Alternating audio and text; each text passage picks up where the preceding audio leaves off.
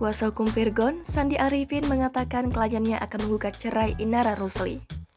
Virgon telah menunjuk Sandi Arifin sebagai kuasa hukumnya terkait kasus perselingkuhan yang menyeret nama sang penyanyi.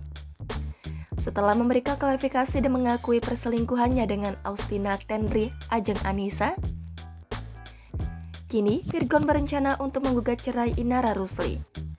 Dikutip dari YouTube Cumi Cumi pada Sabtu 29 April, Sandi Arifin mengatakan pihaknya akan mengajukan surat gugatan cerai pekan depan. Adalah gugatan permohonan perceraian. Seperti saya sampaikan tadi, kita ingin menyelesaikan secara baik, bijak, dan kekeluargaan. Lebih lanjut, Sandi Arifin menyampaikan Virgon tetap akan bertanggung jawab dengan anak-anaknya meskipun memutuskan untuk bercerai. Kepada Sandi Arifin, Virgon mengaku ingin menyelesaikan masalah ini dengan baik tanpa keributan. Dalam kesempatan tersebut, Sandi Arifin juga menegaskan bahwa keputusan perceraian ini adalah keputusan terbaik yang telah didiskusikan oleh keluarga Virgon dan pihak terkait.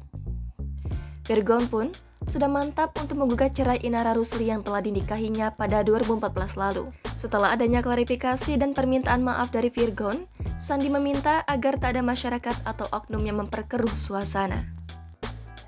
Selain itu, Sandi juga berharap agar tidak ada lagi yang menyudutkan atau mencemarkan nama baik Virgon.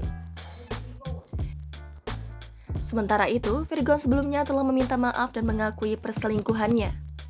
Virgon juga meminta maaf kepada pihak lain yang turut terseret dalam masalahnya ini, di antaranya keluarga, manajemen, kru, serta rekan-rekan The Last Child. Namun, ia tak menyebutkan nama Inara Rusli dalam permintaan maafnya.